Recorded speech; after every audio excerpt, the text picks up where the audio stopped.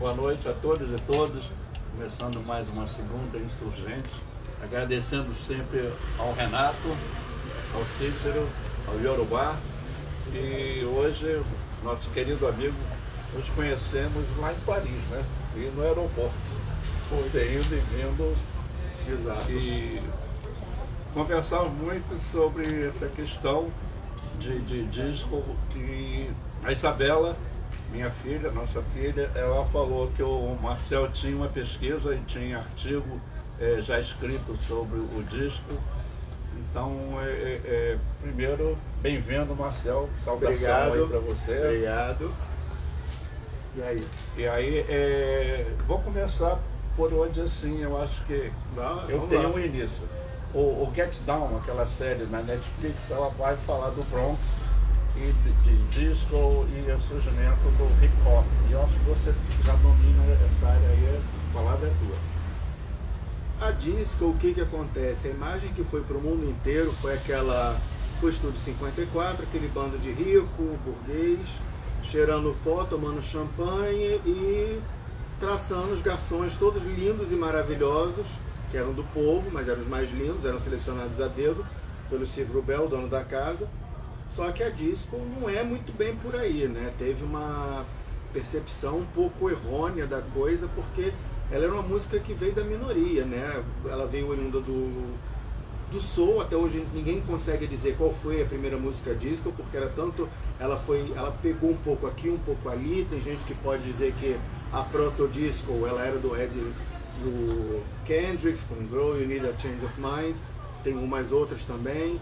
E até Sou uma Coça do Mano de Bang. Então a gente não sabe dizer, mas sabe-se que ela sempre foi uma música de gueto, né? Era uma música que era da comunidade negra e acabou sendo, pela questão da assimilação, acabou sendo uma música também gay, porque ela encontrou, por essa uma música com ritmo muito dançante, ela pedia, não tinha como você escutar e ficar parado, ela pedia a questão para você dançar, não tem como você escutar isso com música sentado e não mexer nada.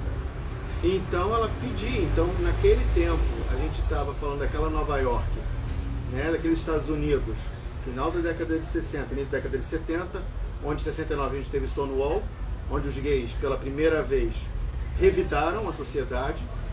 A polícia, depois de batidas intermináveis no bar, chegaram lá e na terceira batida sentaram a porrada no policial, eles bateram em retirada. Era drag queen, era bicha, era todo mundo batendo, tipo assim, acabou, chega. Então tava tudo muito ali exaltado. E o gay era assim, a pista de dança pro gay era o único lugar que ele ainda poderia se expressar aquilo que ele é, né? Dançar com outro homem, se relacionar. Lógico que, falando de pista, né, naquela época, não significa, não é igual a pista de hoje que você podia beijar outro homem. Mas você pelo menos era permitido dançar com outro homem. Coisa que muito tempo nem isso era. Você dançava sozinho, você dançava com uma mulher. Então você já... Uma pista que permita que você dance com seus trejeitos, alguns afeminados, outros nem tanto, mas que você dance com outro homem, já era um avanço muito grande, era uma permissividade muito grande. Então, tudo é muito gueto. E o hip hop, justamente essa série, ela fala que o hip hop ela é uma música que por mais que hoje em dia ela já seja muito assimilada pela sociedade, ela ainda tem o peso do gueto, conseguiu resgatar isso. Infelizmente, não foi assim com a disco. A disco ela aconteceu em 74, 73 para 74, né? O primeiro disco que a gente vai dizer assim que catapultou mesmo foi em 73, foi The Love I Lost. E em 74, quando em 76 ela já tinha estourado e o mercado tinha entendido que aquilo ia render dinheiro. Muito mais do que naquele momento. E também no cinema americano, naquele momento onde o Black Exploitation estava surgindo, aqueles filmes com heróis, né, policiais, o Shaft, assim, aquela coisa toda, foi o que salvou Hollywood da bancarrota, porque estava uma porcaria aquilo. Então teve todo esse surgimento. Então a ponte entre esses dois acaba que são músicas de gueto. E o bom do hip hop, que os DJs do hip hop, na minha concepção, DJ de hip hop são os melhores DJs do mundo, Porque aquilo que eles pegam uma vitrola, eles não tocam a música, aquilo é um instrumento na mão deles, eles transformam, é um instrumento, é como tocar um instrumento qualquer. Eles transformam aquilo no que quiser, tanto que o primeiro hit do hip hop mesmo, que passou o mundo inteiro, foi o Rappers Delight, que eles usam aquele trecho do Good Times do Chic, que é uma música disco, e fazem um rap ali em cima. É um DJ, e logo depois o Grandmaster Flash, ele pega, tem um vinil que ele faz um mega mix de várias músicas que estavam acontecendo naquele período 79 e 80 e coloca o Wheels of Steel, se eu não me engano, e era um apanhado, era ele ali no talento dele mixando e fazendo, e é um absurdo até hoje. Mistura Queen, mistura Blonde, mistura Chic e coloca um disco de história infantil contando uma historinha no meio da coisa e ele faz miséria, entendeu? Então a ponte que eu tenho do hip hop para isso, a fonte é a mesma.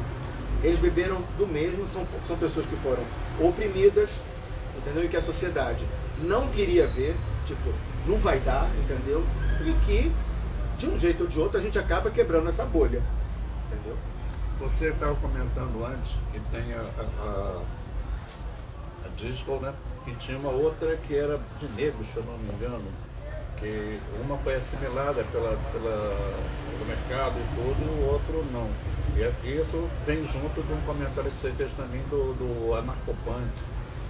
O que acontece? A disco, no início, quando a gente fala da anarquia, daquela coisa toda, a disco ela tem a imagem dela, só não foi assimilada e colocada junto com a anarquia, porque naquele momento que ela estoura no mundo, logo depois o mercado, como entende ela, como um fenômeno de massa, e que tipo assim, a gente vai tirar dinheiro, aí começou, a partir de 77, aquelas músicas com um gosto completamente duvidoso, entendeu? Umas músicas assim, bem mequetrefe, que você escuta assim, tá, a gente vai até dançar isso daqui, isso é uma porcaria, entendeu? Isso não basta. E, ou seja, perde um pouco da legitimidade, porque acaba sendo uma cultura para todos, né? Tanto que acaba de uma coisa de minoria acaba sendo da maioria, né? E acaba sendo assimilado por todos os cantos, falando dos Estados Unidos, até no Texas, no meio de cowboy, tinha aberto uma discoteca, né? E naquele momento surge na Inglaterra o punk, que o punk, a atitude dele é muito pé na porta, entendeu? Então o mercado até quis assimilar aquilo, ele tentou dominar aquilo e falar, que caldo que eu posso tirar isso aqui e vender, né? Que suco que eu tiro isso aqui para poder vender, mas não foi tão fácil quanto a disco. A disco foi facílimo. É pegar, entendeu-se que a grande maioria que era hétero, colocava um bando de mulher seminua ou nua, ou então gemendo, falando uma meia dúzia de bobagem como se estivesse transando. Um ritmo, pega meia dúzia de música de estúdio, a música disco tá aí. Tanto que uma coisa engraçada que era, como era fácil fazer uma música disco, o Kiss, que era um grupo de rock, eles falaram, a gente vai provar pra vocês que é tão fácil fazer uma música disco que até a gente consegue fazer. E eles fizeram I Was Made for Loving You, que estourou, que ninguém entendeu que é o Kiss cantando música disco, em 78. E eles estavam lá, 78, 79, uma coisa assim. Mas eles falaram assim, tá aí. Fizemos, e a música estourou, até hoje, compilação de disco, eles estão lá, tá lá, Kiss, I Was Made for Loving You, essa curva na carreira deles. Depois eles voltaram a fazer o rock deles, mas eles fizeram para ver como qualquer um podia fazer disco music. Então, essa massificação da disco, ela acaba perdendo a legitimidade e é por isso que acaba apagando um pouco, né, essa história de anarquismo por estar assumindo uma sexualidade que não era aceita, né, assumindo a questão que a América Branca não estava aturando aquele bando de música de preto na parada de sucesso. Era demais, como toda aquela galera branca, falou assim, tá todo mundo dançando com um disco de preto, que é isso? Eles preferiam dançar música de gay e a música de preto.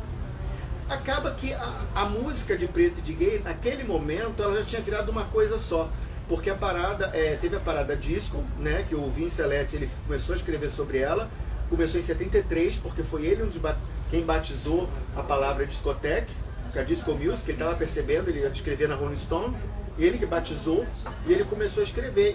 E a partir daquele momento, o R&B e a disco music já era uma coisa, era onde todo mundo ia beber, o negro e o gay, né? Sendo que existia uma coisa bem interessante, porque dava a impressão quando a gente fala assim que abriu uma discoteca, tocava disco, era gay.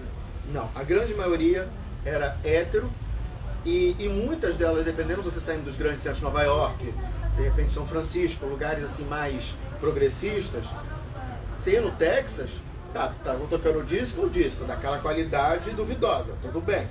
Mas não era aceito 2 homens, não. Então, por isso que essa massificação da disco acabou perdendo a legitimidade, porque era um lugar onde a gente, enquanto gay, poderia se sentir à vontade, mas quando a coisa se espalhou, foi tomada pela comunidade, toda a massa hétero, e o gay, tipo, volta pro teu gueto e fica lá. E é o que acontece com isso que eu te falei da justiça. E o que você perguntou dos 2 discos, o que acontece? Tem o Estúdio 54, que é assim, desponde, e tem o Paradise Garage, que é ali onde a prima qualidade. Nós temos um DJ, o Larry Levan, que falou qualidade, a gente faz o sinal da cruz quando fala dele, porque era qualidade, até o final da vida só fez coisa boa, não tinha uma coisa que assim, esse cara não, ele só fazia coisa boa. Então, naquele momento, você tinha o Paradise Garage, que aí sim, a foto que eu fiz hoje da divulgação era uma foto do Paradise Garage, você via que a grande maioria era negro, era gay, era em Nova York também, perto do estúdio, não era perto, próximo do estúdio 54, mas era uma outra, aquela sim era disco de verdade, a tal qual foi concebida, não é que foi concebida, mas que acabou se tornando. E a outra não, era aquela disco comercial, aquele fenômeno de mercado, entendeu? Que estava lá, era o que... Tanto que nos anos 80 a Estúdio 54 funcionou, mas a moda o tipo de música que se dançava já era outra. Eles continuaram com a proposta. Os riquinhos lá, engravatados, aí como já era os anos 80, a AIDS já estava dando as caras, já não era a loucura, era aqueles yuppies assim de Nova York, né? Que fizeram turros de dinheiro com Reagan, né? Cheio de gravata e com o nariz cheio de pó. Mas enfim. Mas o Estúdio 54, ele não era fiel a disco. Ele aconteceu, estava ali, é o famoso, tô aqui no momento certo, na hora certa, aconteceu isso aqui, todo mundo tá pirando, eu também vou pirar. Então tudo bem.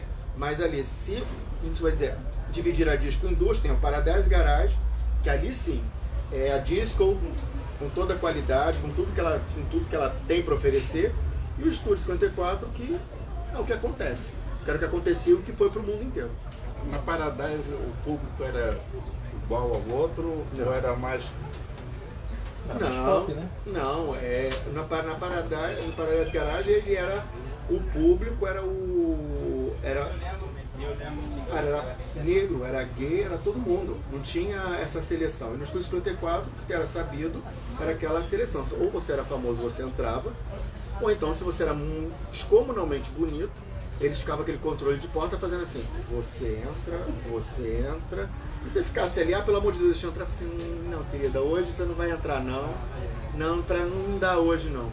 Tanto que tem a emblemática história, o grupo Chique, que já estava estourando com Disco Music, tinha feito Dance, Dance, Dance, vendendo milhares ali, nos Estados Unidos, no mundo inteiro, o guitarrista, o baixista, vai para o Estúdio 54 e tenta entrar, chega ali na porta. E ele é um cara negro e não era bonito. O Steve Rubel olha para a cara dele e fala assim, quem é você? Você não vai entrar. E ele foi barrado no Estúdio 54. O cara que fazia a música disco que estava mais... Quem estava tocando lá dentro estava sendo barrado na porta. E ele volta para o hotel de onde ele estava e ele diz, fuck off, the freak is chic. E vira o grande hit. Por causa dele, barrado no Estúdio 54, o Le Freak, ele escreve, sacaneando, tipo assim, não podia falar, fuck off, né? Então era freak out, Le Freak c'est chic, o dinheiro é chique. Então, e torna o hit, foi por causa disso desse episódio que acontece, pra ver como é que era o Estúdio 54. O próprio cara, mas era aquela coisa estritamente elitista, burguesa de Nova York. Quando a gente começou a conversar para marcar a resenha, a gente falava que eu conheço muito pouco. A Márcia conhece bem mais, a Márcia é do disco, mas eu do filme John Travolta. Pois é, o filme do John Travolta... Pois é, o filme Manuel. o filme do John Travolta, ele teve uma ele vendeu para o mundo inteiro aquela imagem de disco. O que é ser disco? É você rebolar igual no Travolta e botar um terno de tergal branco. Né? Sendo que a imagem ela foi errada porque continha certas ironias e certas críticas sociais ali que numa época pré-internet, que a gente não tinha internet, não tinha nem como elucidar muito bem.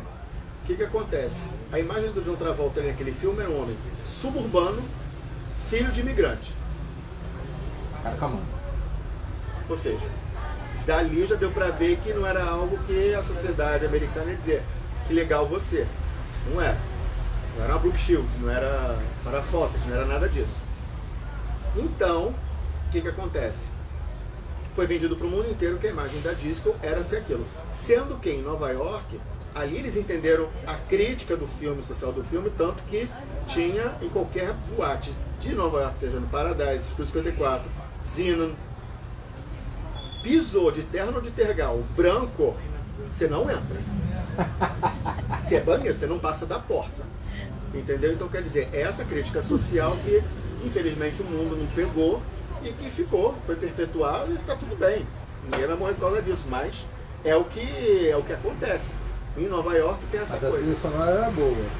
Sensacional. A trilha sonora era boa. Sensacional. Esse é o departamento. Quem sou eu para dizer A trilha sonora era boa. Aquilo é sensacional, sabe? Aquilo é imortal. Você estava falando com o Renato sobre o Papagaio de Clube. Papagaio. Dá pra ver? E assim, a sua mãe, acho que pelo que eu entendi, frequentava. Foi. E eu queria pegar um pouco também de você como DJ. Você começou a trabalhar quanto? Você pegou a influência da sua mãe? Você... Só. Conta um pouco disso. Só que minha mãe, assim, ela que me ensinava, assim, naquela época para você comprar disco, né? Você ia nas lojas, nem sempre tinha uma vitrola disponível, você não tinha internet para escutar nada, e pegava, às vezes chegava um importado, e tava lacrado. A loja Modern não tem... Sound, né? Modern Sound, a Billboard, tinha Mas você várias só outras. tinha vitrola para escutar na Modern Sound e na Billboard. Porque nas outras não tinha. Nas outras não tinha. Aí você tinha um quartinho, né? Tipo, um espaço telefônico, você ia lá, colocava o disco, eles tinham um disco, eles tinham um disco desencapado para você escutar. Exato. Eu me lembro. Aí o que acontece? Você tava lá. Baratinho, amo coisa, baratinho. Você tava lá no. Chegava o disco importado, né? E você não podia abrir.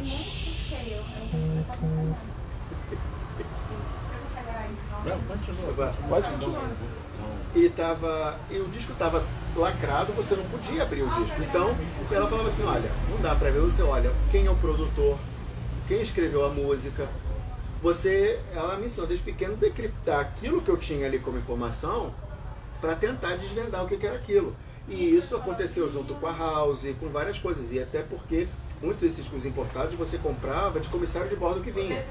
Ele chegava com uma malote aqui e colocava o malote ali no meio da rua, na casa dele, e você falava assim, tá, esses discos aqui... Chegou e falou assim, tá aí, quem quiser compra, e como é que você vai saber que música que era? Não tinha como escutar.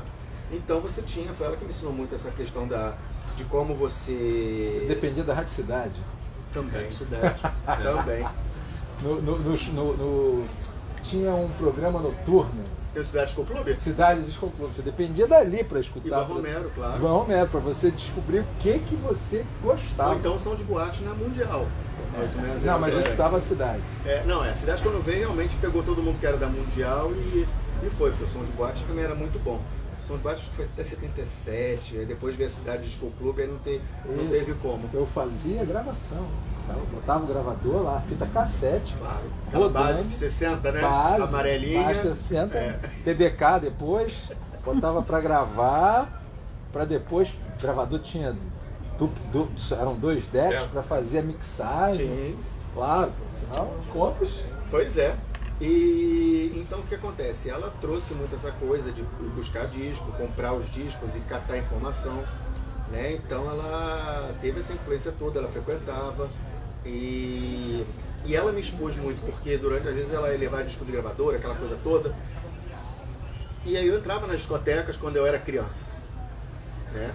E na hora que eu olhava aquilo, e teve um dia que eu entrei, eu devia ter meus 7 anos de idade, eu já sabia até então, eu escutava, tinha todo aquele discos de mixagem, Cidade Disco Club, tudo, New York City Discoteque, que eram mixados, mas até então, na minha concepção, era assim, fizeram na gravadora. Isso daqui é truque de gravadora. Até o dia que ela me leva numa boate que eu nem lembro qual era, e tava o DJ lá, e o DJ pega o disco e começa a mixar na minha frente. Quando eu vi, aquela criança, 6, 7 anos de idade, início da década de 80, parado ali, aquele adulto, mixando aquelas músicas ali, eu zerei a vida ali. Não, peraí. Como assim ele tá... não é no estúdio que eles fazem isso? É aqui? Aí minha mãe olha pra minha cara, meu filho, mas de noite a música não para. Eu, a noite inteira? Ela, ali eu zerei a vida. Aí eu falei, não, peraí, agora a gente tem que conversar aqui. Aí o que acontece? Eu tinha uns discos em casa, uma vitrolinha da Sonata, ruim pra caceta, peguei e fui querer fazer aquele gesto que o DJ fazia. O elástico do toca-disco não aguentou em 5 minutos, acho que acabou. Né? A dona Summer parecia um Pavarotti ali, né? Eu tava uma coisa horrorosa.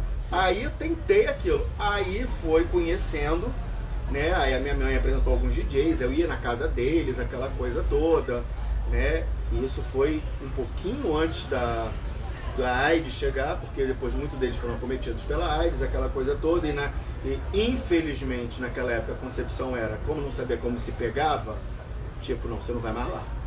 Que a pessoa tá com o que eu acho uma lástima, não posso nem culpar, deixar de culpar, e era a circunstância do momento, então não podia. Mas dali que eu comecei, ele falou, não, você vai pegar, conta com o pé, bate com o pé, e vai contando com o pé e tenta chegar uma com a outra, e vai.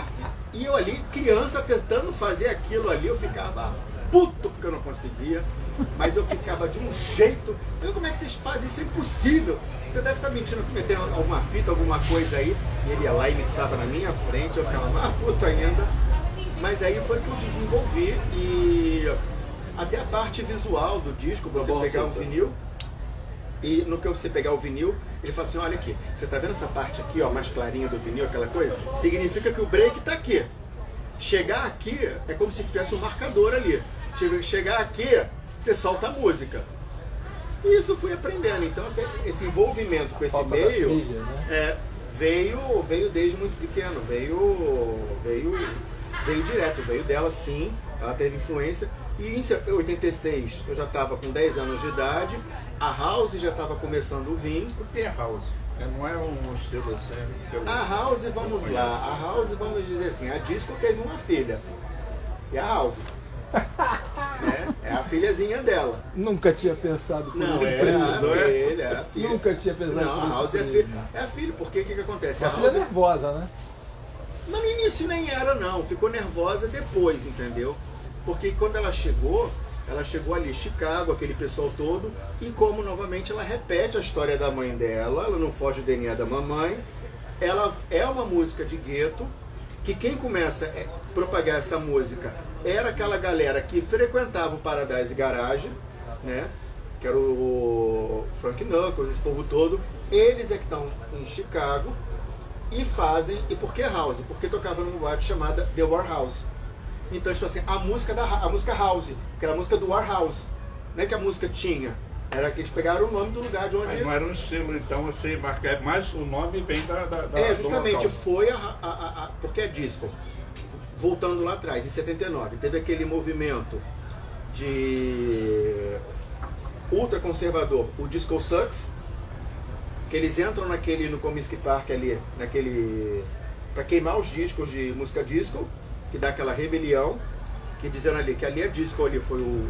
Tipo assim, a gente tá de saco cheio da disco music.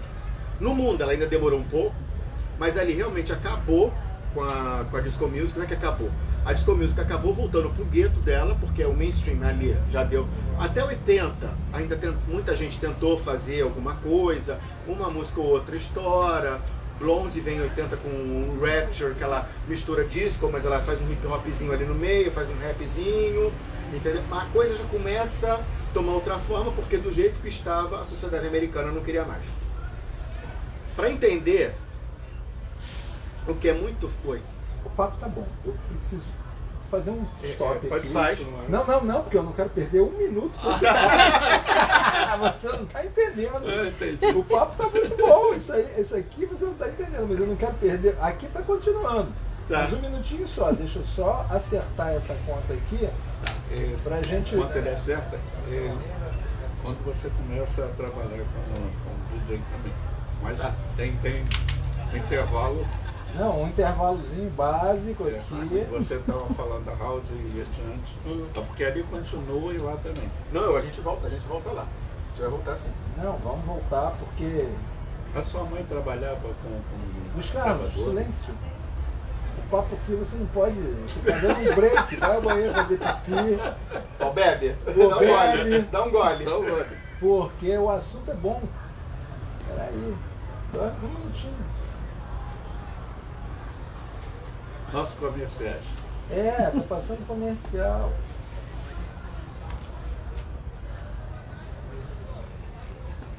Ah, a Márcia botou lá Comercial Isso. do Yorubá. Eu não quero, aqui eu tô gravando, entendeu? Eu não quero perder. Olha, já que é comercial, então vamos. Uma terapia, algo que a gente recomenda para este momento, que a gente está vivendo a psicoterapia de grupo, algumas pessoas estão precisando, neste momento que a gente vive, pessoas loucas pelo mundo, inclusive o livro, ele é amarelo, tem nuances de verde, tá? Se alguém pegar a piadinha interna, por favor.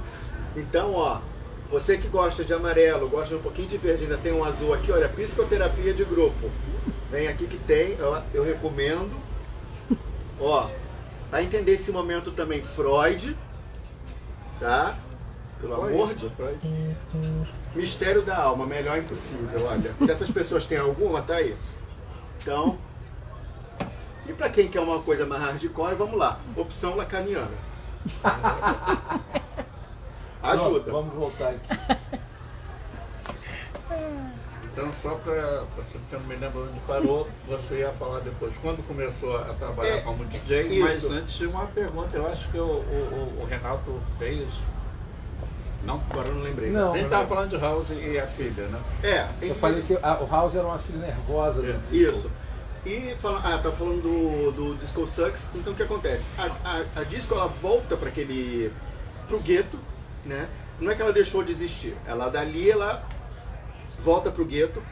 Sempre tem. Aí entrou o famoso que a gente chama o Disco Boogie, o Disco Funk, que eram menos nervosas, o mercado abraçou menos. Não significa que elas pararam de acontecer nas paradas de sucesso, lógico, com menos incidência, mas já era uma coisa disco funk e já tinha voltado, perdido aquela coisa gay, libertária, hedonista e voltado para ser uma música negra. Então dali ela já tinha ido isso e a outra vertente foi para a Europa. Na Europa, como ninguém queimou o disco de nada, a disco, com a chegada dos sintetizadores, ela começou a ficar bem eletrônica e culminou no... Kraftwerk? Não, porque o Kraftwerk eles vinham eles vinham num caminho paralelo da música eletrônica. Eles passaram perto ali quando o George Moroder fez o I Feel Love, eles já estavam fazendo deles ali o som deles experimental e continuaram na linha deles, esbarravam em alguma coisa ali, mas não chegava a ser, mas eles seguiram o caminho eletrônico, o deles era eletrônica, até porque eles têm aquela toda tradição da escola alemã francesa e alemã de música eletrônica, que era aquela, eles chamavam na França como música concreta, né, que começou na década de 50 na faculdade de matemática, informática, começou ali, e ali eles começaram e seguiram ali direto. Mas ali na Europa já começou a ficar eletrônica, aquela coisa toda, e virou a Italo Disco. Na Itália ganhou muito, e essa Italo Disco ela fez sucesso no mundo inteiro, nos Estados Unidos menos, mas aqui no Brasil teve muita música da Italo Disco que fez sucesso. Teve uma vertente, um desdobramento da disco, que teve uma vertente que era mais para os gays, era na Inglaterra que se fazia muito, era High Energy, tanto que teve muito sucesso no Brasil também. Tocava na Papagaio, tocava em todas elas, tocou. Hipopótamos também tocava, não era gay, mas tocava muito High Energy gay também. Mas na parada de sucesso, nem tanto. Na parada de sucesso realmente deu um recuo, né? E nesses inícios dos anos 80, a gente tem, primeiro, aquele pop dos anos 80 vindo, porque o sintetizador passa a ser uma constante com todo mundo. Então todo mundo começa a ver o OMD, vem esse povo todo, Human League, vem essa galera toda. Então realmente a disco já estava perdendo o protagonismo. Tinha o punk que estava acontecendo, então o cenário estava muito... E teve uma coisa interessante que em Nova York não deixou de reagir. Tinha disco, mas tinha esse pessoal que pegou essa disco e misturou aquela geleia toda de Nova York e fazia uma coisa tanto que o pessoal fazia disco, not disco. É disco ou não é disco? Aí tinha Kid Creole fazendo um monte de coisa. Mas você adora, você viu que ela pois é. Só... Tinha Kid Creole, tinha o pessoal da Z Records que fazia muita coisa. Que o Was Not Was, que era uma coisa meio disco, mas você tinha uma pegada rock, meio... uma coisa que não era aquele disco que a gente conhecia. Então, quer dizer, Nova York também não ficou imune, mas era uma coisa assim, pro gueto, pro nicho de Nova York. Não era uma coisa que ia... Lógico que o pessoal descolado no mundo inteiro escutava, mas não era uma música que todo mundo ia ficar cantarolando. Mas, nesse meio tempo, até 86, de começar, vinha a House. A House, como é a filha da disco, ela nada mais segue o 4x4 da batida da disco, só que a batida ela é um pouco mais proeminente. A disco, na engenharia de som, a batida ela tinha o mesmo destaque de que todos os outros elementos. Tudo ali ele tinha que ter um equilíbrio. A disco já vinha, a batida tinha que dar aquela porrada. Exato. Nice subgrave. Exato. Já tinha que dar aquela porrada. Então, tanto que eu lembro que um dos primeiros que eu tive de House, 87, Blaze, que era What You Gonna Do. Botei, minha mãe ouviu, ela... Falei, mas aqui, ela... Nossa, tá diferente, né? Eu falei assim, o que você achou diferente? Se aumentou a batida dele, tá mais alta, o que tá acontecendo aqui? Ela, falei, não, mãe, é House. Ela, o quê? Falei, House. Aí ela percebeu que ali tinha uma coisa, ela que veio da disco, ela percebeu que já não era mais a mesma coisa. E a diferença da House, né? Sintetizadores, alguns equipamentos eletrônicos como o Rhythm Maker e batidas, tanto como deles eram o 707 ou o 909, foram fracassos de venda quando foram lançados. Né? Da Roland, teve vários outros. Então o que acontece? Sendo um fracasso de venda, o preço baixou. As pessoas do gueto tiveram acesso àquilo. Então era muito barato você fazer, né? Você tinha um 707, um 909, com aquele Rhythm Composer no seu quarto, você não precisava para o estúdio, você fazia aquilo ali. Então a House foi toda construída em cima, e a quebrada dela da disco, porque a disco, por mais que nos anos 80 já estava sendo feita com sintetizador e instrumento já não manual, não era uma bateria como era, mas a disco tentava copiar aquele andamento, por mais que era eletrônica, tentava copiar o andamento anterior. A House não. O que dá para fazer com essa máquina aqui? A batida 4x4 com kick e o hi-hat.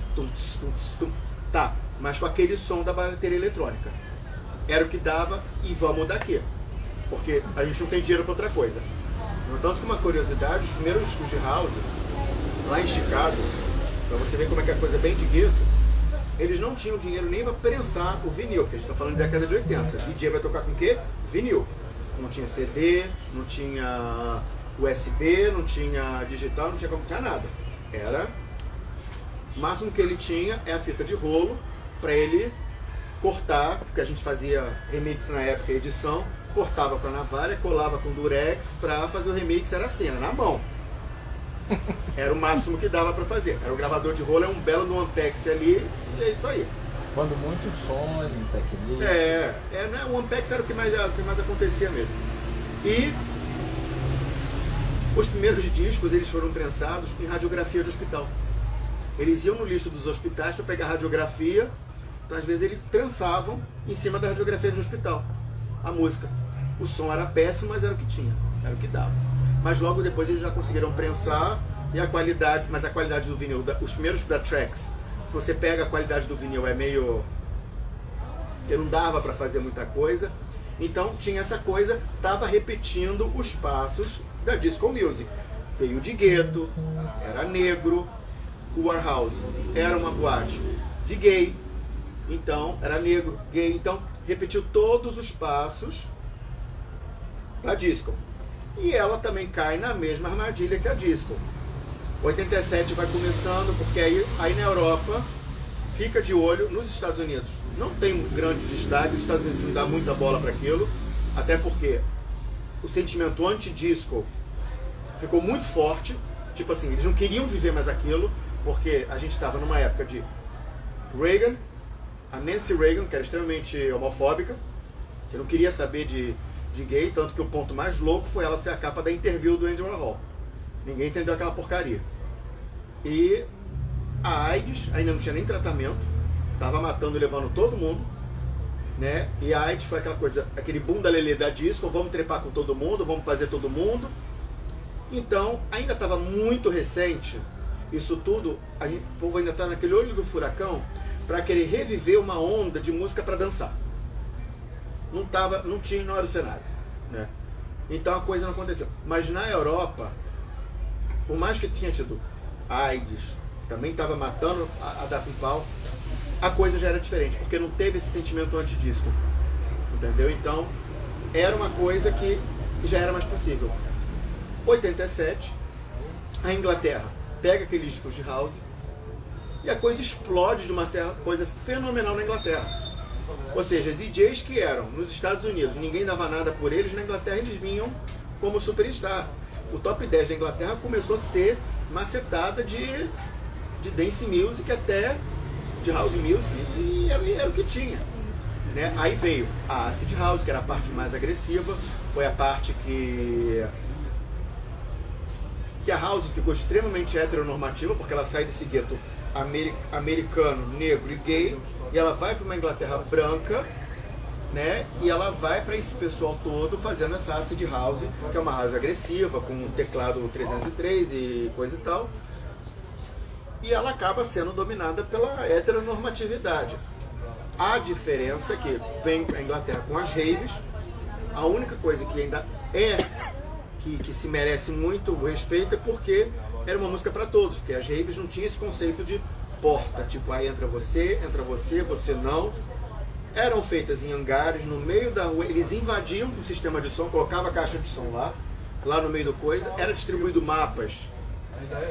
Ali você tinha que escutar as rádios piratas da Inglaterra para poder entender onde é que estava acontecendo, então tinha essa coisa, a gente volta, anárquica e libertária, tipo assim, dane-se, porque a gente, para fazer um adendo, na Inglaterra dos anos 80, a gente tinha aquela moda do New Romantics, que era aqueles homens que se maquiavam, onde você tinha que estar extremamente elegante, aquela coisa toda. Então, todo o ambiente de vida noturna na Inglaterra se tornou muito elitista, por causa desse movimento de New Romantics, essa coisa toda. Então, isso também foi uma guerra daquelas pessoas que não podiam estar naquela Londres rica da Thatcher, entendeu? Tinha toda uma outra Inglaterra que estava tomando no rabo legal, que queria sair para dançar e tinha o direito de dançar, só que não tinha dinheiro para comprar, quiçá, comida e como vai se vestir com lenços e maquiagens. Não dava, simplesmente não dava. Então a rave foi aquela resposta. Você vai com a roupa surrada porque não tem porta, é uma fazenda, você entra e tá tudo certo. É um galpão sujo. É um galpão sujo, tá tudo certo, mija no mato, leva tua bebida e foda-se, entendeu? E vai se divertir. Eu tô falando palavrão, não sei se pode falar. Pode falar. É libertário. É libertário. É anárquico. Voltando para Papagaio, mas eu queria que você falasse, comentasse. Mas ele já avançou tanto da Papagaio. Pois é. Não, voltou. Quando você começa a tocar, e qual era o cenário aqui do Brasil, Rio, São Paulo? Cara, o cenário aqui no Brasil era uma coisa assim, a gente tava... Quando eu comecei a acertar a mixagem, eu já tava com... Era bem novo. A mixagem horrorosa. Mas eu já tava começando a acertar, mas 88 é que eu falei assim, acho que agora dá. Eu acho que agora funciona a situação aqui. E aí eu comecei a ter acesso aos discos, e aí ia na casa de amigo para ter a Technics, tentar mixar, e aí eu já começava a entender, começar a fazer a coisa. Era menor de idade, não podia tocar em lugar nenhum. Mas sempre que tinha uma festinha de alguém, aquela coisa, tinha uma Technics, eu chegava com o tipo assim, posso? Já tinha o Technics no motor de passo que você podia Já, girar ela já dava. sem problema. Não, melhor de tudo foi a primeira vez que eu fui tentar mixar no Technics, porque o que acontece? O prato do Technics, a MK2, ele é pesado. Né? Pra segurar o passo. É, pra segurar aquele menino. Na hora que eu fui dar com o dedo, eu... né? E o troço não sai do lugar. Passo. Não, pois é. Então, e ali foi que começou e tinha dance, entendeu? Porque uma coisa que a gente estava saindo daquele rock dos anos 80, né? E mal ou bem, uma coisa que eu sinto do Brasil, que eu acho muito, muito legal, que o Brasil, como ele está aqui, a gente está nesse lugar que a gente ocupa, a gente tem uma curiosidade, apesar da gente ter essa bronca de que é muito americanizado, que é muito isso, mas a gente tem uma certa curiosidade também com o que se passava na Europa. Pelo menos, principalmente naquela época, as revistas falavam, chegavam revistas importadas, muitas assim, até mais da Europa do que dos Estados Unidos, e a Europa dando aquele bom alarde, olha, a house, é acid house, é rave, e a gente começava assim, o que está acontecendo lá? E era um comissário de bordo vindo, trazendo disco, era uma galera, pouca galera que viajava, eu era da Zona Sul, então ainda tinha acesso a isso, né? Eram as pessoas que viajavam, então eu tive esse privilégio, e os DJs que eu conhecia, e começando a chegar aquilo, então a gente exercia essa curiosidade com a cultura toda do que vinha. Então no Brasil estava começando a vir, tinha o programa Festa da Cidade, né? Que se eu não me engano, acho que era o Memê que tocava. Tinha uns DJs que já começavam a incorporar. Em 87 já começa a tentar fazer, os DJs já ligados tentam fazer um remix, puxando, tirando, se eu não me engano, o primeiro que não teve sucesso nenhum, não teve destaque nenhum, nem entrou no livro da história da Enciclopédia Musical Brasileira. Você escreveu um artigo para esse livro, né? Ajudei, inclusive está sendo lançado semana, Rodrigo Favor está lançando a história musical brasileira sem preconceitos, a parte de dance. Eu dei uma ajuda lá para ele, porque ele é MPB mais purista. Então, como eu vivi essa época, acompanhei, ele falou, Marcelo, dá uma força aqui. E eu dei, quem quiser até saber mais detalhadamente, nomes, datas e tudo, eu elucidei a coisa lá, passei para ele jogou, botou tudo bonitinho lá para quem quiser entender. Mas o primeiro remix que tentou chegar um pouco perto dessa estética foi da Dulce Quental, se eu não me engano, mas não aconteceu, não foi nada, mas foi 87. Né? E a gravadora que abraçava mais essa dance music aqui foi, num primeiro momento, foi a EMI, tanto que a EMI foi corajosa e lançou o disco da Fernanda Abreu em 1990, que era o primeiro disco puramente dance music, que era clubber total, ela chegou com aquela estética clubber, ela se apresentando nos programas assim, eu lembro do pessoal olhando pra cara e assim, essa mulher acabou de ser da boate, toda vestida de preto, com aquelas roupas hipermodernas, aquela linguagem, discoteca, e ela puxando toda a influência dela da disco e fazendo aquele dance europeu. E ela não só, ela já foi visionária, no disco ela fechava com aquele funk carioca do Marlboro, e ela também fazia aquela música Charme do Corello, entendeu? Ela pegou tudo que se lançava na época e jogava ali em cima.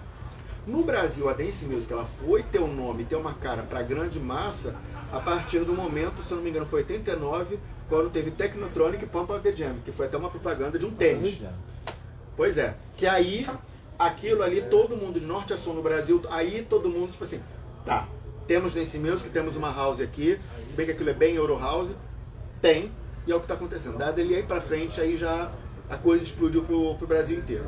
Mas até então era fenômenos assim, tipo a Zona Sul carioca, os descolados paulistas, era uma galera que viajava e que tinha acesso a porque o Rio de Janeiro ditava a regra cultural, né? Nos anos 80, nos anos 90, o Rio de Janeiro deitou e ficou, morreu.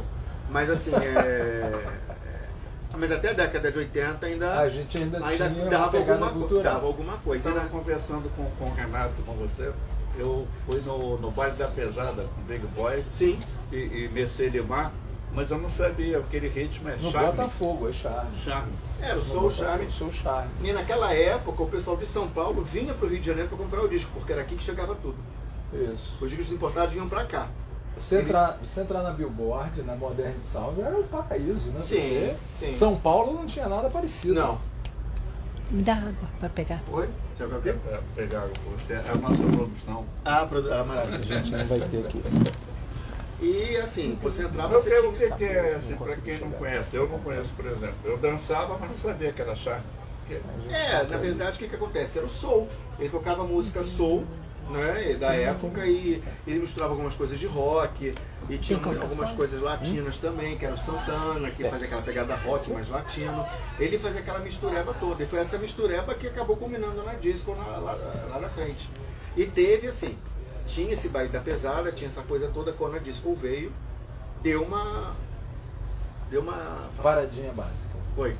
Não. Eu tenho que Tem água? ajeitar aqui de novo. Tá. Coisa errada.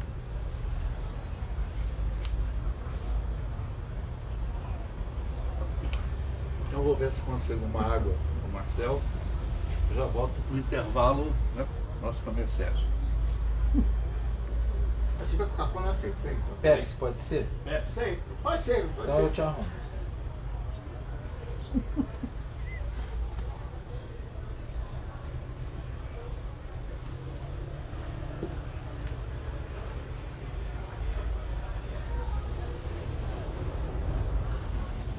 Não podemos permitir que acabe, porque de todas as nossas insurgências, esta é a mais elucidativa de todas. Porque eu pego alguém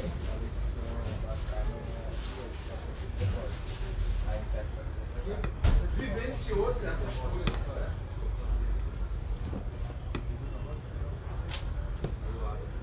Não é merchandising não, né? A Valéria tinha meu tudo certo, né, gente? Não, que isso, nem aí. Não é merchandising. Maravilha.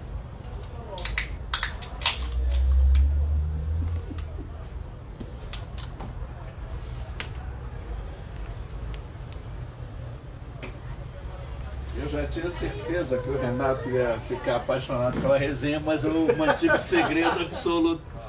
Eu passei até aqui no... Foi Não, sábado, porque Marcelo. isso me remonta à minha adolescência. Pois é. Literalmente. E numa adolescência que eu saí de morar no centro do Rio de Janeiro para morar na Zona Sul. Então eu não tinha conhecimento nada disso e fui confrontado a isso. Foi quando eu desejei meu primeiro equipamento de som, meu pai com muito esforço me deu de presente um toca-disco Garra, entendeu? Um receiver, um toca-fita, né? um tape deck. Tape deck. E um amigo que morava no prédio, né? Se tornou meu amigo, era roqueiro, mas gostava muito de música, foi quem me abriu as portas para muito conhecimento musical. Você falou aqui de Creole, ele, porra, adorava Creole, eu escutei pela primeira vez na casa dele. E quando ele chegou aqui, anos depois, se eu tinha 15 anos, vim comprar isso aqui aos 40 anos. E quando ele chegou aqui, ele falou: puta, a gente tem um som só pra gente, eu posso escutar alto pra caralho? Eu falei: pode, posso escutar alto pra caralho. Ele: porra, caralho, pô, bota um rock, bota isso, bota. Caralho, eu nunca pensei que era tão bom escutar música alta nesse nível. Eu falei: pode escutar à vontade. E com toda a pompa e circunstância de uma pista de dança, né? Com iluminação e com 6 caixas de som. Sim. Com equalização para Onde é pancar. Era aqui, aqui do lado. Ah, da tribo. Da tribo, Da era a tribo. pista de som da A tribo. gente vai voltar à tribo. O Marcel tem um perfil, sigam lá, por favor, no Instagram. Seguirei. Explícita. A explícita. Explícita que passou a ser um projeto. A explícita, o que acontece? Ela começou... eu faço remixes, eu pego músicas, até músicas brasileiras ou outras músicas que não tem muito a ver, e transformo, gosto de fazer remix, mas não remix para fazer house. Eu pego as músicas e faço versões dela com levada disco, como se fossem da época. Tem que ser uma coisa assim tem que remeter muito àquela sonoridade disco, a estética disco. Posso fazer, às vezes faço algum remix house, alguma coisa, mas sempre vai dar para sentir que a pegada disco ela vai estar ali. E a explícita, não só a parte do remix, ela tem uma parte gráfica também, que eu gosto de fazer, vão vir vídeos e outras coisas para o futuro, mas é um espaço que a gente questiona a sociedade que a gente vive como um todo. A objetificação da mulher, se a gente objetifica a mulher, vamos objetificar todo mundo. Perdão. A gente faz sátira com tudo, né? A gente vai fazer futuramente, tinha o garotas do Fantástico, a gente vai fazer garotos da Explícita, e vai, lógico que aí vai entrar mulher, vai entrar homem trans, mulher trans, vai todo mundo. A gente graficamente tenta recriar algumas capas icônicas da disco, né? Por exemplo, essa daqui é uma que vai entrar. A ideia é refazer essa foto aqui, ao invés de uma mulher, a gente vai colocar um barbudo, refazendo essa foto aqui, essa pose sensual. Então a Explícita acaba. Papagaio.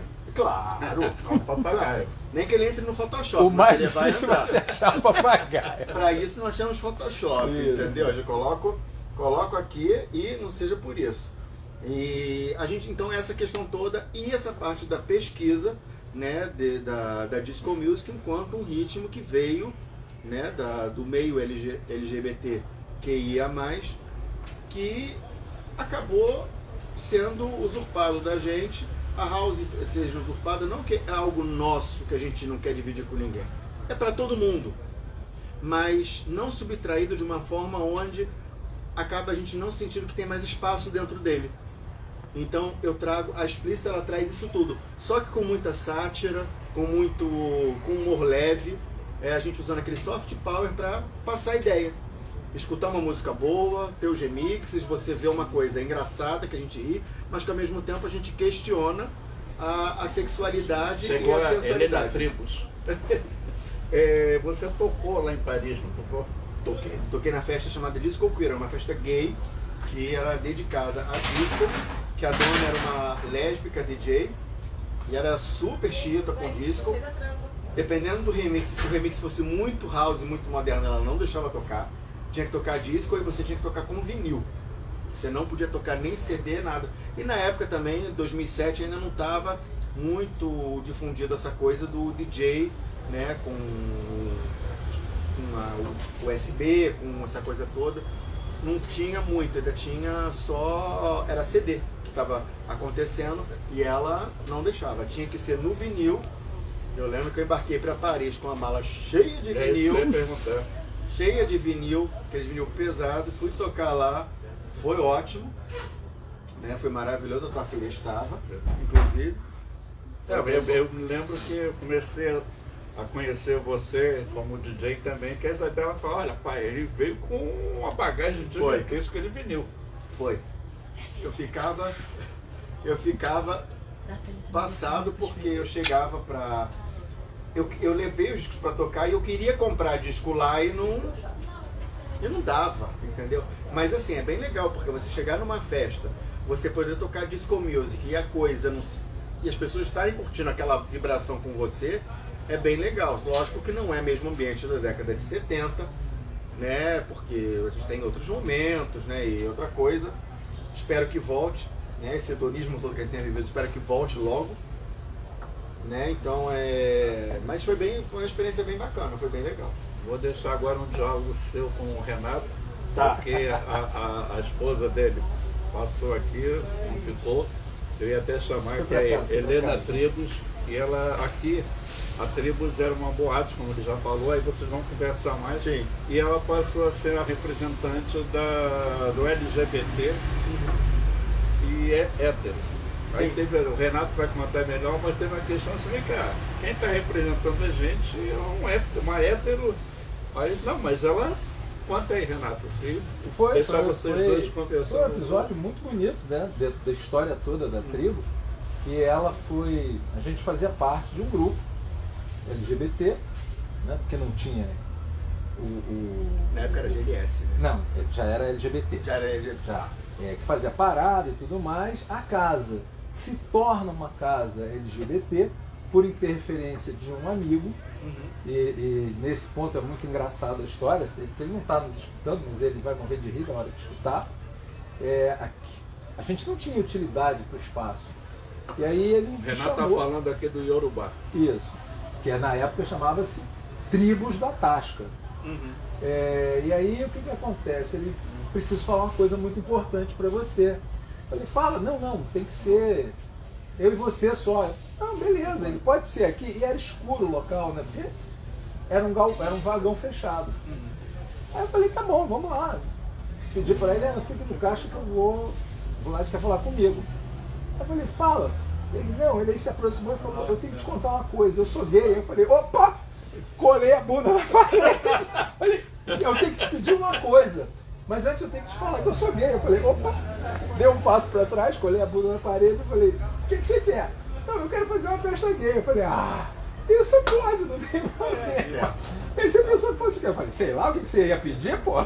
Vai que você pede alguma coisa que eu não quero dar. Ele morre de rir com essa história, de sacaneio ele.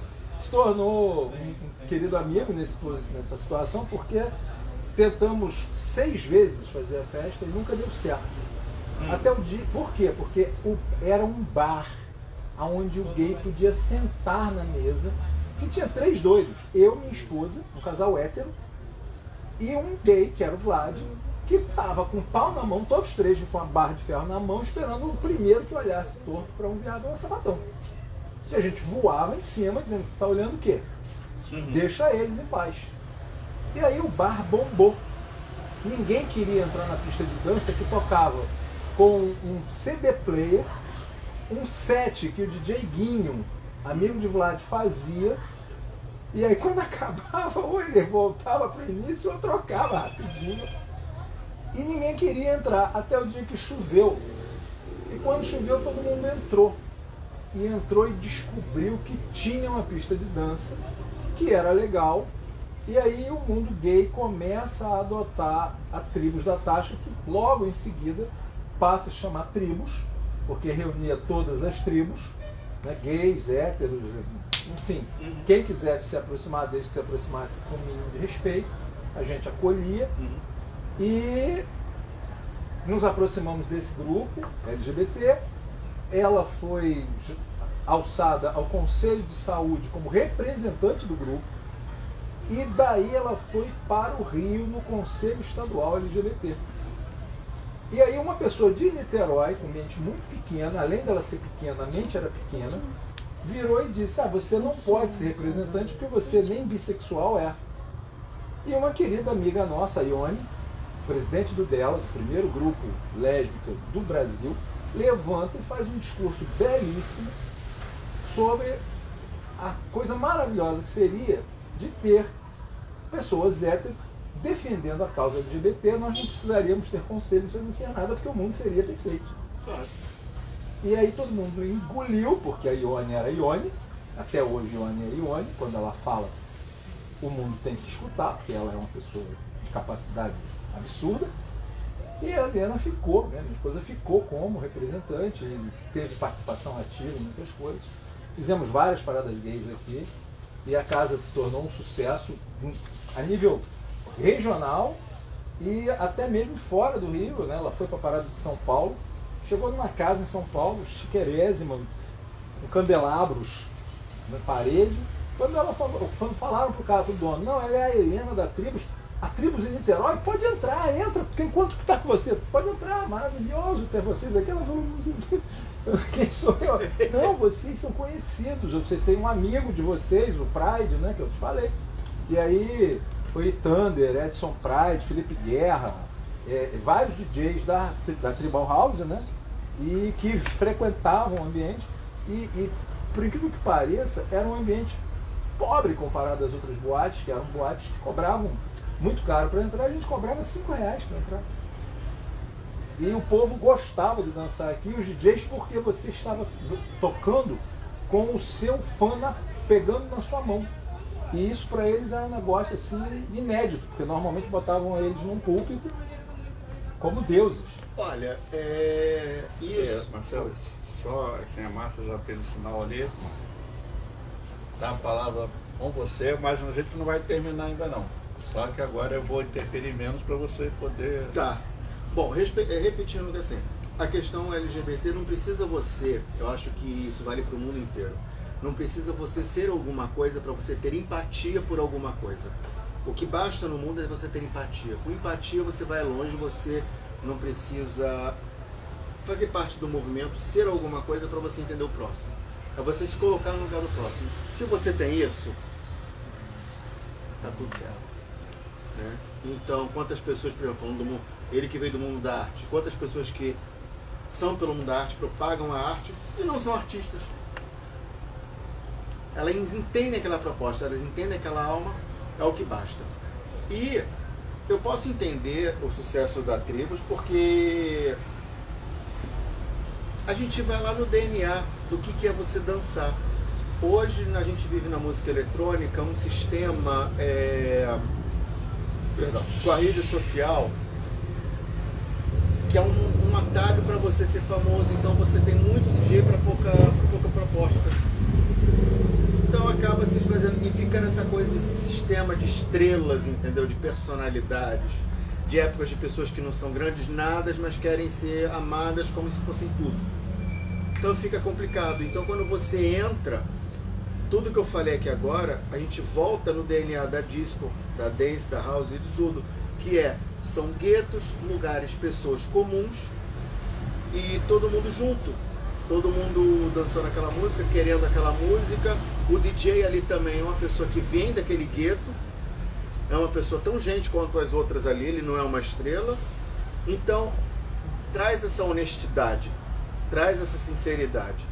E eu não me lembro, assim, de ter ido no mundo inteiro em alguma discoteca, alguma boate que oferece mega infraestrutura, venha viver uma experiência diferenciada, né?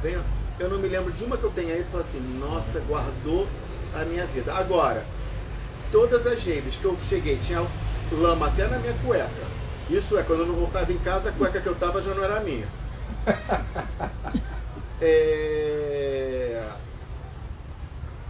Todos os lugares, boates assim que eu fui, vamos dizer muito, no mundo, Rio de Janeiro, Dr. Smith, em Botafogo, que não tinha nem cadeira, na pista de dança era o concreto que você podia subir, você podia dançar, tinha gaiola que você dançava, tinha gente que tirava a roupa, fazia aquela coisa. Então, sabe, esses lugares onde você não tinha luxo nenhum e as pessoas se concentravam na música, foi essas memórias que eu acho que eu levo comigo.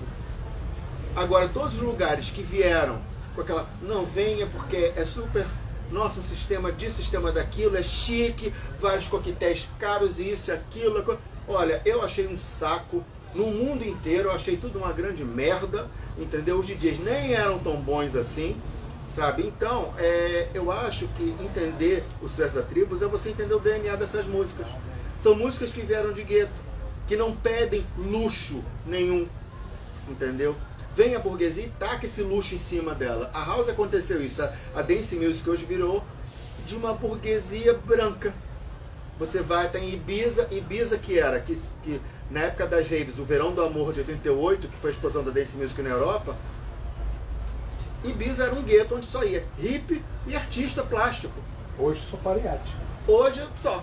Se tornou, e aqui uma housezinha muito mequetrefe, muito ruim, entendeu? Então, tipo assim, iam gays também, ia todo mundo, por exemplo, lá todo mundo se libera, tá? Aqui, ó, aqui não tem regra não. E hoje em dia, você vai ver a galera dos iates, dos puleirinhos VIP.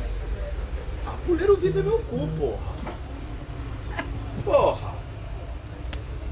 Uma amiga minha, vamos ter uma experiência super diferenciada. Eu falei, primeiro, eu não vou porque quando eu saio à noite, quero arranjar alguém pra trepar. Quem sabe fuder é pobre. Rico não sabe fuder. Sabe? A música é uma merda. É tudo, cara. O que eu vou fazer lá? Não vou, entendeu? Eu quero um lugar onde eu tenha, que me lembre a essência da coisa, entendeu? A música seja boa, seja uma galera que sabe que tá pirando mesmo, entendeu? Não seja...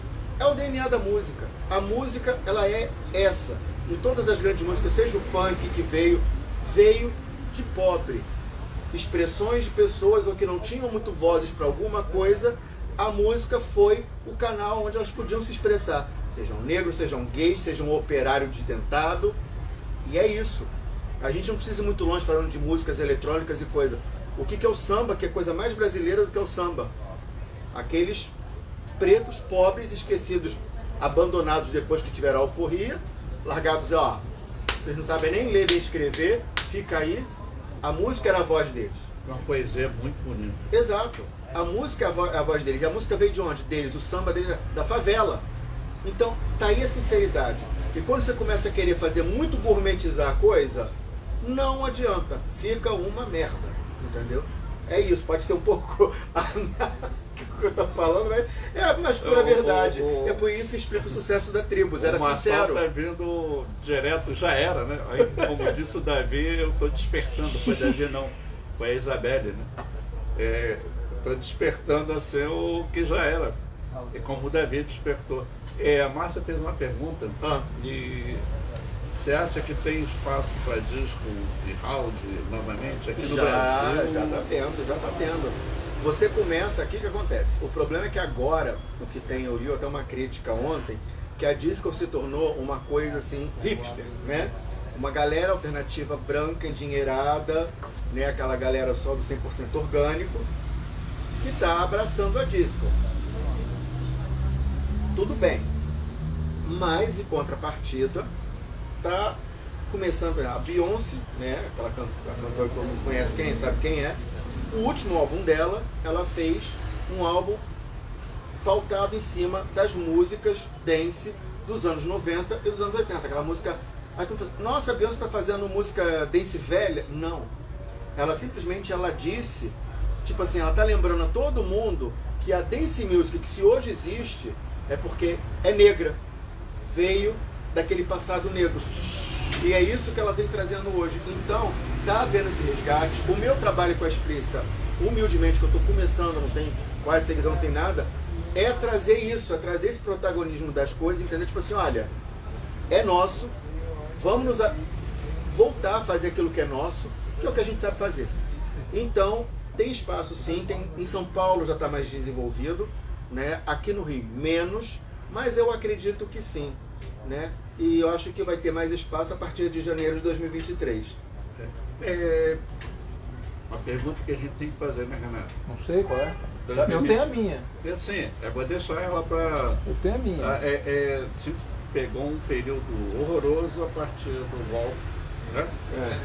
E depois a eleição do nominável. Não chama não, chama com pois E há uma esperança muito grande, porque é uma coisa que vai começar a partir de 1º de janeiro, mas o presidente eleito Lula, ele já promete trazer o Ministério da Cultura e vários conselhos, porque a estrutura que o Gilberto Gil com o Juca Ferreira deram ao Ministério da Cultura eram várias conferências municipais, estaduais, distritais e federal, e era muita gente falando o que nós somos, porque são 5 regiões. Então você tem Ribeirinho, você tem não sei o que lá, tem os caras do Sul, aí o Sul tem italiano. E a cultura LGBT, que é a que a gente está focando mais, assim, ela cresceu muito como organização pelo Ministério da Cultura. Então eu acho que sim. Só para lembrar, assim, teve aquela exposição de Santander lá no Sul, branco, que era Queer, como é que era o nome? Queer Museu, uma coisa assim, que Santander é uma coisa que não é estatal, mas teve que tirar a exposição, ela veio para o Parque Lage. Aí depois veio o MBL, a menininha pegou na piroca do cara, não tem foto, não tem imagem. A mentira começou a crescer, atacar não só a cultura LGBTQIA+, mas a arte como um todo. A arte como um todo.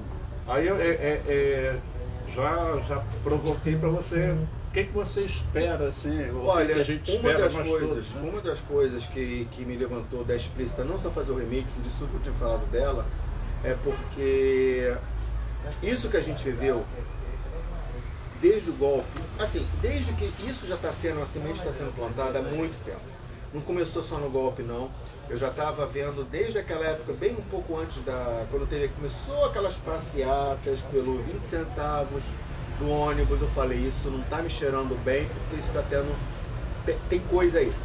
Então, uma das razões de trazer a Explícita, fazer a Explícita, é porque eu não quero viver isso de novo, né? Eu me lembro de uma ditadura, e agora isso para o meu currículo, ou seja, Pra mim, eu acho que já deu.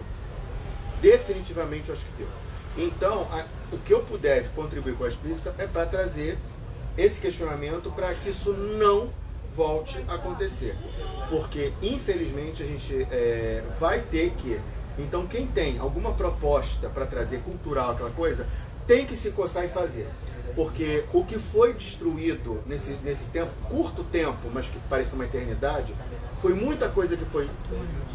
Pois é, foi 4 anos, mas assim, parece que foi uma eternidade, entendeu? Só que o que foi destruído foi muita coisa. E não basta o Lula ter ganho a eleição, vai ter uma oposição ferrenha de fake news e o couro vai comer sim. Então quem tenha qualquer proposta cultural, coisa, tem que se coçar e fazer e botar para frente. Porque a coisa não vai ser fácil, a gente vai enfrentar uma resistência muito grande, porque eles se articulam, eles sabem mentir muito bem, eles dominaram... Melhor que nós. Exato. Sabe, eles sabem, e a gente vem num jogo democrático, limpo, querer ser cordiais e querer sermos... Não, e com gente assim não dá para ter nobreza, não dá. Então, todo mundo que tenha um projeto, alguma coisa, tem que botar a mão na massa para fazer acontecer. A minha contribuição vai ser explícita, entendeu? Vou chegar em todas as frentes que eu puder, mas eu não quero ter que viver isso e a gente, durante muito tempo, ainda vai ter que lutar porque o estrago foi bem feito. A minha contribuição é vir para o Yorubá, que é o espaço que o Renato abriu para a gente, trazer a insurgência. Aí teve uma amiga que disse assim, aqui a livraria do Cícero, o Yorubá, lembra os anos 70, onde os anarquistas se reuniam. Então até a palavra mesmo anarquista, pensamento libertário, a gente está provocando, seja marxista, seja comunista, mas é a hora da gente se organizar enquanto libertários, em todo sentido. Eu vou passar a palavra para o Renato, já estou me despedindo. Visitem, curtam, vai lá e dê like e divulgue a Explícita, porque está explícito lá, tem um cara com um trabuco desse tamanho assim, que ele pergunta, quem é aquele cara? É o que frequentava lá o estúdio na época do... Qual dele? Tem um short assim, amarelo, laranja. Eu não sei, porque tinha um cara que frequentava... o Andy Warhol fez uma série muito grande, porque ele tinha um trabuco assim. Meio... do Peter Berlin? Sim. É dele mesmo? Não, eu peguei uma outra foto. Eu não peguei do Peter Berlin, porque senão o Instagram vai me censurar. Com uma piroca daquela, a vontade é muito, até assistir o filme, né? Mas é o filme dele que fizeram, mas não dá pra colocar, porque aquela piroca gritando, o Instagram me bane na hora. Pra botar uma bunda já é complicado, né? Então tem que ser... Quando a gente for pro Twitter, aí sim, no Twitter eu posso chafurdar muito mais que no Twitter, se o Elon Musk deixar, né? Você sabe que eu faço fotos, pinto o corpo e maravilhoso. Eu fui censurado, porque o mamilo da mulher não pode aparecer. Mamilos polêmicos. Polêmico. Contas. O mundo vive por mamilos. Não é? Tem assim, já estou até me alongando e quero passar a palavra para o Renato, mas tem uma, acho que é Louvre, né, Márcia? Tem uma sala só da rainha, ela está sempre com o peito de fora. Foi o Rubens que fez vários retratos, mas é a mãe, né? É a mamenta, e não sei o que. E é o poder que ela impõe ali da mulher. Ela bota o peito para fora. Aqui é a mulher. Renato, eu já me despedi, agradecer ao Marcel. Acho que a gente podia ficar 2, 3 horas aqui, porque o Marcel é maravilhoso. Obrigado. Veio para cá de Patins. Tá querendo nada mais do que representar mostrar isso. o patinho, né? Nada mais do que isso, né? Para representar. Isso. Tô aqui promovendo o novo disco das Patotinhas, Melô dos Patins, entendeu? Depois do grande sucesso do Disco Baby, agora Patotinhas. Tudo bem. A pergunta que eu tenho para você é: de onde nós viemos, você já explicou. Mas na tua opinião, para onde nós vamos a nível de dance music? Olha, a gente está sendo testado muita coisa. Você vê que hoje o funk que temos hoje aqui, ele já não é mais aquele funk que começou lá atrás. já passou por uma transformação. Hoje tem o trap, tem todos esses ritmos. E hoje, com o advento da internet, o que acontece aqui, uma pessoa do outro lado do mundo, ela tem um acesso. Então ela pega aquilo... lá. Exato. Então, quer dizer, é uma troca de informações tão grande que não tem imaginar o que vai ser. O que eu posso dizer, que eu vejo, que hoje a gente vive, infelizmente, um mundo de bolhas. Tá? Tem um nicho da galera que gosta esse tipo de música, gosta daquele tipo de música, esse tipo de arte, aquele tipo de arte. Não tem mais. É raro você pegar uma música que ela consiga permear por todas as bolhas. Uma vez, tem um mês, eu estava com a minha mãe sentado, estava assistindo um canal de música, passou a Ludmilla, a música dela que eu gostei, minha mãe odiou. Aí eu cheguei, e como era uma música, né, que é mais a garotada que escuta, 16, 17 anos, e nos meus 16, 17 anos era a época das raves, da dance music, aquela coisa toda que eu estava vivendo aquilo. E eu perguntei pra minha mãe, eu falei assim, vem cá, quando naquela época eu tinha 16 anos, você tinha a idade que eu tenho hoje. A música que eu ouvia, você gostava ou, tipo, não dava? Ela não gostava. Nem tudo, mas eu gostava. Então o que acontece? Aquele fenômeno que a nossa geração ainda conheceu, que eram músicas que desde a criança até o adulto podiam escutar e todo mundo gostava, era uma música comum a todas as gerações e todos os nichos. Isso eu acho que até 2010 ainda existiu. Depois de 2010 já não existe mais. Com o Spotify, com essa coisa toda, você ouve o que você quer, você vive na bolha que você quer, você não precisa mais do rádio, porque antes a gente era dependente do rádio, era o que o rádio tocava. E isso todo mundo acabava escutando a mesma coisa. Então, para onde a música vai, é muito difícil dizer, mas ela vai ser transformada por essa multidão de coisas. A tecnologia está cada vez mais trazendo possibilidades infinitas, e vai ter, como tem um núcleo que está revivendo a disco agora, tem um núcleo que vai reviver a house daqui a pouco, entendeu? Tem outro núcleo que vai querer reviver o rock dos anos 80 e por aí vai. Então a música ela já é um fenômeno de bolhas. E ela vai continuar deixa de ser fenômeno de massa para ser fenômeno de bolhas. Uma coisa ou outra talvez pode pegar essa bolha e essa bolha, ser comum de algumas bolhas, mas daquele nível assim, você já vê hoje, eu que gosto de música, eu leio música, consumo música demais, às vezes tem uns programas na televisão, uns festivais, que começa a ver uns artistas assim, que você vê que eles têm um destaque, eles fazem, quem é? Quem é? O que ele produz? Pois ele canta. E eu que sou uma pessoa que vivo dentro da música, aquela coisa assim, não que eu seja o supra-sumo, mas eu procuro informação. Eu tento, né, seguir a informação, por mais que não seja uma música que talvez não goste tanto, mas eu respeito o trabalho do artista, eu sei que existe um trabalho de composição da música dele, então isso eu respeito muito, e eu quero saber, entendeu? Até para poder prestigiar o artista, mesmo que eu não goste da proposta dele, mas o prestígio ele merece. Então eu tento buscar, compreender, mas tem horas que chega assim, quem é esse aí na televisão que eu não sei quem é? E quando você vê que tá todo mundo cantando a letra do cara, todo mundo adorando, passou por onde que eu não vi? E a música então vai ser isso, daqui pra frente. Eu vou deixar um recado aqui para quem chegou até agora ou quem vai ouvir. O celular fica distante, então se alguém fez pergunta, eu não tenho como passar para o Marcel. Aí vai lá no passa e pergunta. Vai lá no meu perfil lá, Explícita78 no Instagram. Se tiver dúvida, manda mensagem para mim. Entendeu? Se quiser falar mal, pode falar, que eu sou adepto do Nelson Rodrigues, farei lá uma fala de mim. Quer meter o malho, eu também gosto. O que me cita, me excita. Manda mensagem que eu respondo, não tem pressa não. Eu acho que eu vi, na hora que eu fui ali buscar a Pepsi, o Renato ficou animado, ficou assim, das coisas foi a mais insurgente.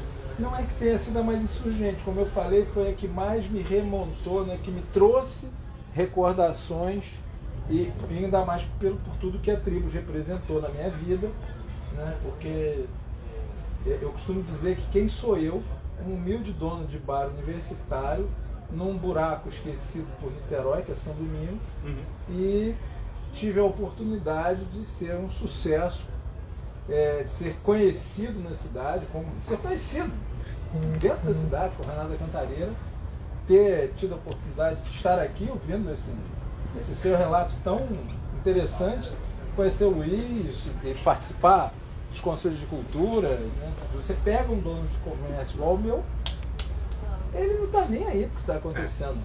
E eu tive a oportunidade de ser catapultado para esse universo, graças a isso aqui. Maravilha. Marcelo, beijão, obrigado. Querido, eu que te agradeço, amei. Parabéns para a Explícita e vida longa e próspera. Amém. Amém.